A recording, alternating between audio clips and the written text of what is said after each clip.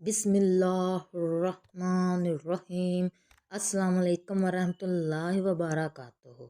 नाजरीन, आज का हमारा मौजू हज़रत निज़ामुद्दीन औलिया रहमतुल्लाह अलैह और इनके एक खादिम का वाक़या है। हज़रत ख्वाजा निज़ामुद्दीन औलिया रहमतुल्लाह अलैह, इनकी पैदाइश 9 अक्टूबर 1238 ईस्वी में हुई। आपकी वफ़ात 3 अप्रैल 1325 ईस्वी में हुई। आपका सिलसिला चश्तिया के मारूफ सूफ़ी बुज़ुर्ग, जिनका सिलसिला नसब हज़रत इमाम हुसैन रज़ी अल्लाह अन्हो तक पहुँचता है। आपका असल नाम सैयद मोहम्मद निज़ामुद्दीन, वालिद का नाम सैयद अहमद बुखारी है। आपके अलक़ाबात निज़ामुद्दीन औलिया, महबूब इलाही, सुल्तानुल मशाइख, सुल्तानुल औलिया और ज़री ज़रबख्श वगैरह हैं। अभी आप बामुश्किल 5 बरस के हुए थे कि आपके वालिद का इंतकाल हो गया, लेकिन आपकी नेक दिल, पाक सीरत और बुलंद हिम्मत वालदा बीबी जुलेखा ने सूत काट काट कर अपने यतीम बच्चे की उम्दा परवरिश की। नाजरीन, हज़रत निज़ामुद्दीन औलिया रहमतुल्लाह अलैह का एक खादिम था जो आपसे बहुत मोहब्बत करता था। आप भी अपने खादिम को बहुत पसंद करते थे। आपका खादिम एक सादा लू इंसान था, ना ज़्यादा बात करता, ना किसी से ज़्यादा मेल जोल रखता, बस आपकी खिदमत में हर वक्त हाजिर रहता। एक बार हज़रत निज़ामुद्दीन औलिया रहमतुल्लाह अलैह ने इसको अपनी जूती दी जो फटी हुई थी और कहा, इसको बाज़ार में मोची के पास ले जाओ और इसकी मरम्मत करवा के ले आओ। वो खादिम आपकी जूती लेकर बाज़ार में एक मोची के पास गया और इससे कहा, ये जूती मरम्मत कर दो। मोची ने कहा, जनाब मेरे पास रश बहुत है, आपको थोड़ा सा इंतज़ार करना पड़ेगा। खादिम ने कहा, ठीक है, मैं यहीं पर बैठकर आपका इंतज़ार करता हूँ। मोची ने तमाम लोगों का काम ख़त्म करने के बाद इस खादम को आवाज़ दी और कहा, जनाब लाइए, आपकी जूती मरम्मत कर देता हूँ। खादम जूती लेकर मोची के पास गया। मोची ने जूती को देखा तो कहा, वाह मियाँ, जूती तो कमाल की है, बड़ी खूबसूरत लगती है। ये किस की है? आपकी नहीं लग रही। खादम ने कहा, ये जूती अल्लाह की जूती है। मोची ने जवाब सुना तो थोड़ा हैरान हुआ और कहा, जनाब मेरे साथ क्यों मजाक करते हो? जूती आपके हाथ में इंसान की है और कहते हो कि अल्लाह की जूती है। भला ये भी कोई मजाक करने वाली बात है? खादम ने एक बार फिर कहा, मैंने जो कहा वो सच कहा है, ये जूती अल्लाह पाक की जूती है। अब मोची को हैरत के साथ साथ गुस्सा भी आ गया और कहने लगा, होश करो मियाँ, आपका दिमाग तो ख़राब नहीं हो गया? ये क्या अजीबोगरीब बातें कर रहे हो? खुदा का खौफ करो और अल्लाह ताला के अजाब से डरो। खादम ने मोची की बात तहम्मुल से सुनी और बिना गुस्से किए तसल्ली से बोला, जनाब मैंने जो कुछ भी कहा वो सच कहा है, ये जूती अल्लाह पाक की जूती है। अब मोची ने इसका गरीबान पकड़ा और बाजार में शोर शराबा शुरू हो गया। इतने में वहाँ चंद सिपाही जो गश्त कर रहे थे वो भी आ गए और पूछा, क्या बात है, क्यों शोर मचा रखा है? मोची ने सिपाहियों से कहा, इस आदमी के पास इंसान की जूती है और कहता फिर रहा है कि ये जूती अल्लाह की जूती है। मैंने इसको बहुत समझाया मगर ये नहीं माना। ये आदमी सरासर गमराही की बातें कर रहा है।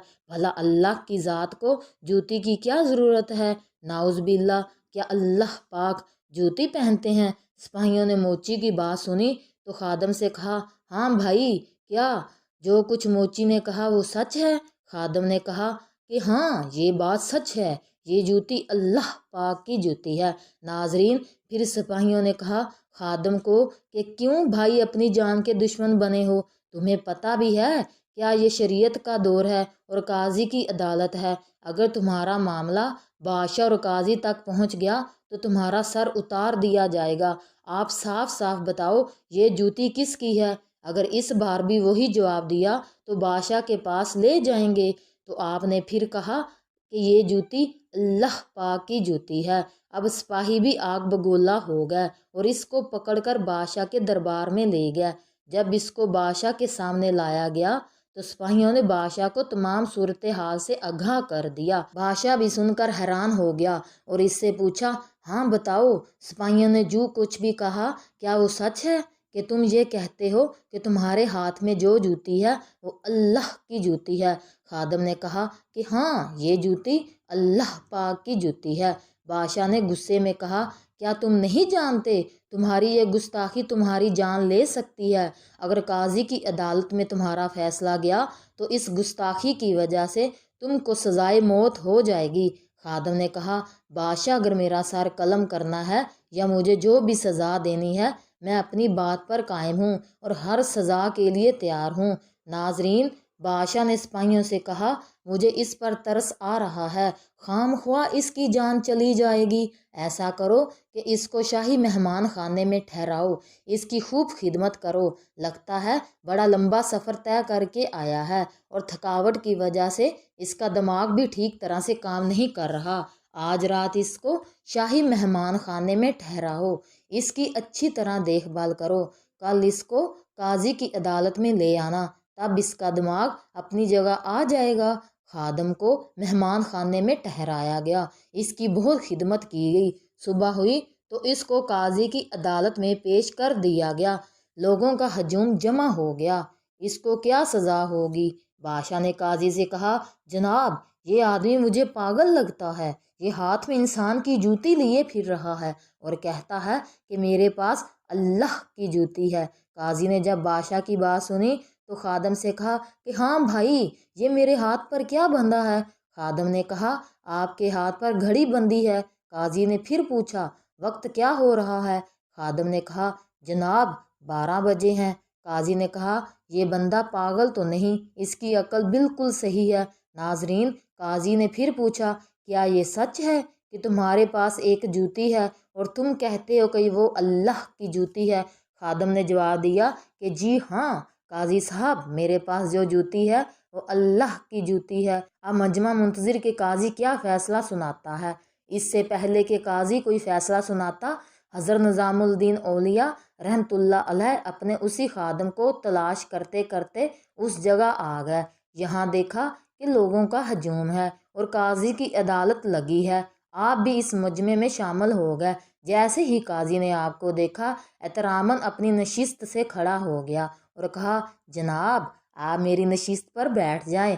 حضرت نظام الدین اولیاء رحمۃ اللہ علیہ نے کہا، نہیں قاضی صاحب، اس وقت آپ اس نشست کے زیادہ حقدار ہیں کیونکہ آپ وقت کے قاضی ہیں۔ حضرت نظام الدین اولیاء رحمۃ اللہ علیہ نے پوچھا کہ کیا بات ہے اور کس چیز کا فیصلہ ہو رہا ہے؟ قاضی نے کہا، جناب، ایک شخص ہے جس کے پاس ایک انسان کی جوتی ہے اور وہ کہتا ہے کہ یہ جوتی اللہ تعالیٰ کی جوتی ہے۔ اب وہ بار بار اللہ کی شان میں گستاخی کر رہا ہے۔ حضرت نظام الدین اولیاء رحمۃ اللہ علیہ نے کہا، وہ شخص کون ہے؟ آپ کے سامنے آپ کے خادم کو لایا گیا اور کہا، یہی وہ شخص ہے۔ حضرت نظام الدین اولیاء رحمۃ اللہ علیہ نے اپنے خادم کو دیکھ کر قاضی سے کہا، قاضی صاحب، یہ بندہ بالکل سچ کہہ رہا ہے، یہ جوتی سچ میں اللہ پاک کی جوتی ہے۔ اب مجمع پر سناٹا چھا گیا۔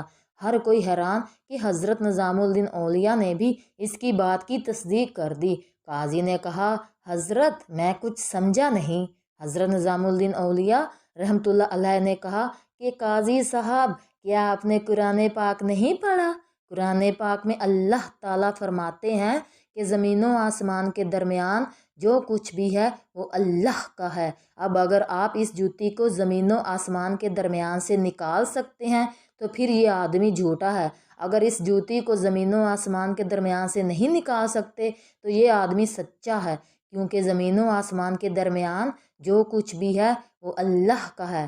قاضی صاحب، اس کا مطلب یہ ہے کہ یہ جوتی اللہ کی ملکیت ہے، جیسا کہ زمین و آسمان کے درمیان تمام چیزیں اللہ کی ملکیت ہیں، ویسے ہی یہ جوتی بھی تو اللہ کی ملکیت میں آتی ہے۔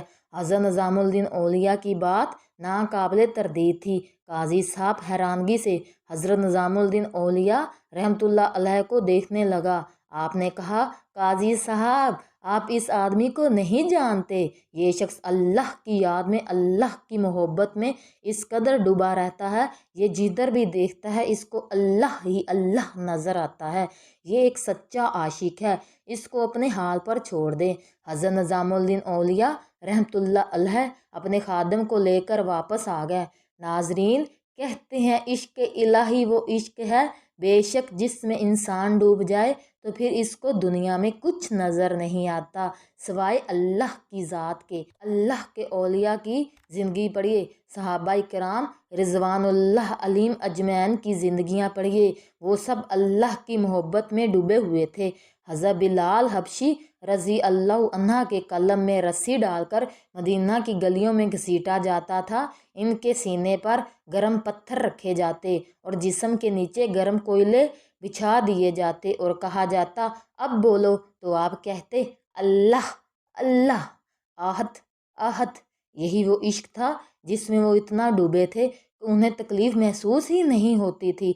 हज़रत ज़करिया अलैहिस्सलाम के जिस्म को सर से पाँव तक आरे से चीरा गया, लेकिन आपने उफ तक ना की। फ़िरौन की बीवी जो मूसा अलैहिस्सलाम पर ईमान लाई थी, इसके जिस्म को 2 टुकड़े किया गया, मगर वो आखिर दम तक कहती रही मूसा का रब सच्चा है, मूसा का रब सच्चा है।